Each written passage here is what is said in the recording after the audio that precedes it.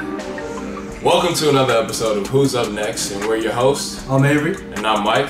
And here at Next Ones, we're a player discovery outlet that likes to highlight the up-and-coming hoopers from around the world, so please stay tuned. If you haven't before, subscribe, and if you already have, we thank you. First, we're going to be going into the topic of Who's Up Next. Of course. Okay? So, for that topic, I got my guy, Justin Wright Foreman. 3 names. All right? Justin Wright Foreman. The man's a bucket. The man's a hooper. He goes to Hofstra at the moment, and he's a senior right now that has been putting on a show. He's had 30-point games at more than once already this season. We're, 2 weeks in? So I'm looking for him to really, put on it and show out this year. So he's definitely up next, and be on the lookout for him. Nice. I like Justin Wright Foreman. He's a good player, but I'm going to go with Luguentz Dort. We're going to call him Lug because I'm not really sure how to say his name, but he's a native from Canada, and he wasn't in ESPN Top 100 or any rivals or rated in high school because he finished his career in Canada.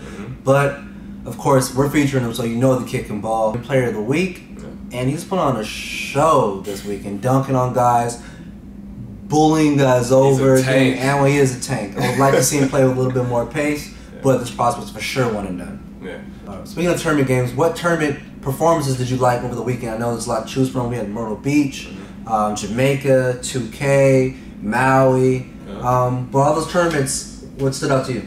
I would say personally for me, the one that stood out the most was probably James Bateman. James Bateman out in the Jamaica Classic, actually, in Montego Bay.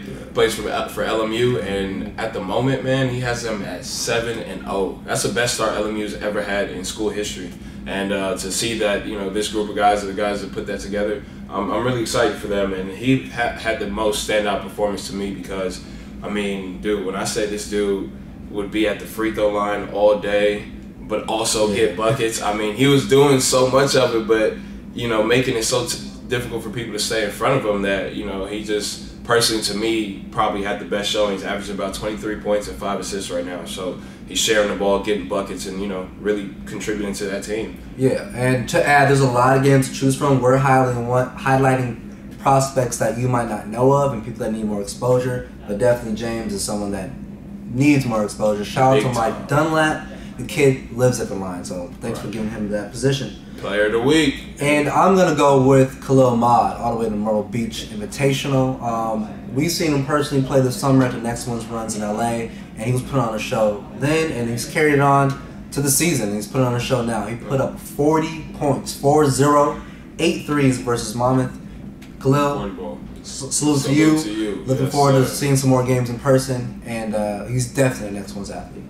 Nice. I really like his game, man. He's going to put on in the Big West, really. Yeah. And talking about who's going to put on, man, who do you think has risen their draft stock and really shown, forth in this shortcoming of the season so far? I would have to go with New York's own, the King of New York, I like to call him, or Brooklyn's own, Shamorie Ponds. The kid put on a show, having 35 points, 7 assists, I believe. But the most important stat of the night was 0 turnovers in front of a whole bunch of NBA execs and scouts. I knocked on him last year that he wasn't really taking care of the ball as a point guard, as a little guard, too little, trigger happy with scoring, but you can see that he can score and get his teammates involved, and that's what I like to see. Definitely. And staying with the small guards, I'm going with Jared Harper from Auburn in the Maui Classic, or the Maui Invitational this past week.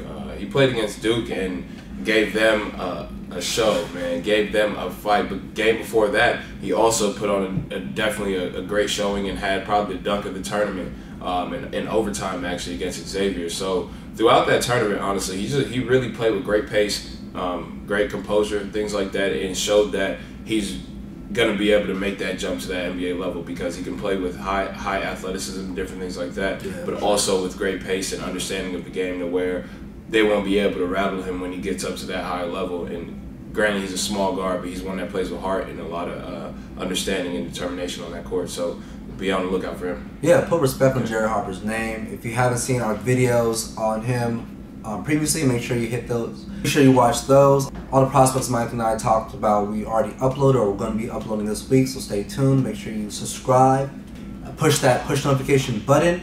And before we conclude our episode, I'd like to shout out Boston Celtics on YouTube for letting us know about Luguentz Dort. Yes, he's a sleeper, but at the same time, his great analysis gave us great insight of what we want to highlight about him on this episode. Also want to shout out M1 Ref and Sam Bennett. We will be uploading the prospects that you requested this week. Stay tuned, and thanks for supporting Next Ones. That will conclude our episode for episode 5. Who's up next? Make sure to let us know who's up next in the comment section below. Looking forward to next time. Peace.